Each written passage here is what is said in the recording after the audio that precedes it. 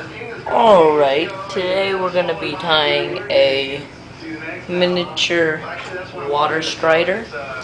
It's another bluegill sunfish fly. Materials we're going to be using. Most of the sunfish flies I tie, we use a chenille, a lot of colors, yellow 3/0 wax thread,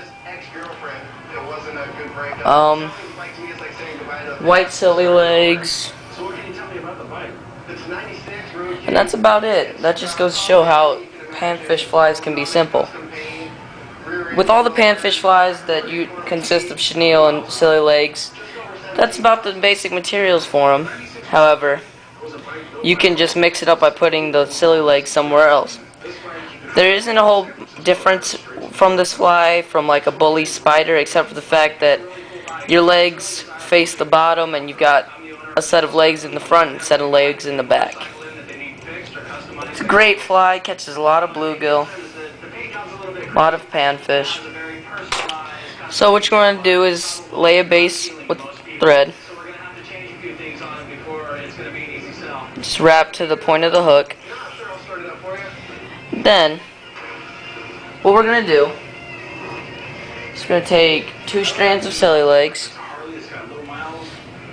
At least, I would go ahead and get them 2 inches long, because, I mean, you can have them as long as you'd like, but 2 inches gives you room to clip the excess, or decide on what you want, decide on what you don't want. I mean, variations in fly patterns can really help you find out what you like, what works for your area, what works for the fish in your area. So it's important to try different things out with tying flies.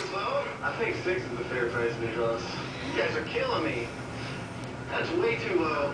I mean, I'll come up a little bit and do 8. 8, man. 13-year-old bike with 17,000 miles? Like I said, man, I'm going to be stuck at 8. 8,000 is not exactly what I was hoping for, but I can get rid of those bad memories with that. All right, man, deal. 8,000 it is. Cool. I'm pretty happy we got the bike. Alright, to help out with this fly, we're going to take the legs, pull them up, tie it in, and that'll help spread the legs out. Just a little bit. Okay, then take your second set of silly legs, wrap them just like the first. Well, first it might help if you actually wrap the thread back.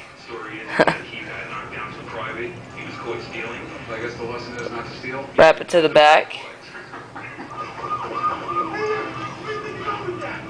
My grandfather took all sorts of things for coats, cigarettes, socks, you name it. He was to hundreds of items my grandfather sent back to his family's treasure chest, I should say. So what can you tell me about it? Well, I can tell you that, it's in great shape. It's not bent or anything. It's a U.S. Navy knife. It looks pretty clean. Tie it in. Okay. And there you go. First off, this isn't the original handle. This right here is elkhorn. This is the part right here where right into the skull. It's a really U.S. Navy knife. The blade's the only part that's U.S. Navy. Nothing else is. We're going to tie this thread into the front. It's like someone took some steel wool to it. Yeah, I did that.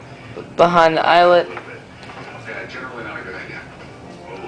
Then soldiers often make their own weapons in between battles, and some of those weapons can be worth a lot of money. But on this cut about 3 inches of red chenille, or any color of chenille, really. It all depends on personal preference.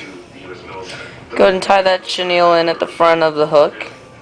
Yeah, I'm thinking it's just a normal, like some sort of buck knife or something like that. This company did contract with the government to, yeah, but just about every company in the United States was contracted with the U.S. government during World War II. Okay. I mean, there was guns issued in World War II that say IBM on them. Wrap this around your silly legs. Wrap it to the back of the shank of the hook. Doesn't mean this knife is a military knife. To me, it looks like a hunting knife. Are you even interested in these here? Yeah, I'm interested in them, but I got some concerns. So before I throw out an offer, wrap it back to the front. we call them in, and say thanks. Sounds good to me. Okay. Wrap it a little bit to the back, but not all the way to the back, just so it gets that right there.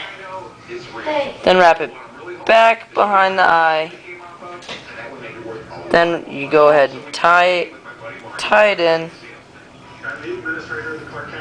Alright, well, fine. Tie it in, make a nice little head to the fly. Clip your excess. Now all you gotta do is make it look nice and pretty. Or you know what, leave it ugly. I don't think bluegill care too much. You know what, just do it what you feel. Then do a whip finish. You know what, never mind, I'm not gonna whip finish right now, but you get the point of the fly. Oh, almost forgot. Trim your silly legs to your preference. I don't like them too long, but you know, that's just me. Maybe you do like them too long. I like them just long enough to get a good vibration in the water to attract some fish that are staring at it, especially bluegill in the shallows. Bluegill in the shallows will come after this fly pretty aggressively, and they might even fight over which bluegill gets to take it. So, pretty basic fly patterns right here on Sunfish on the Fly. Check out the website at sunfishonthefly.webs.com. And that's all for now, so goodbye.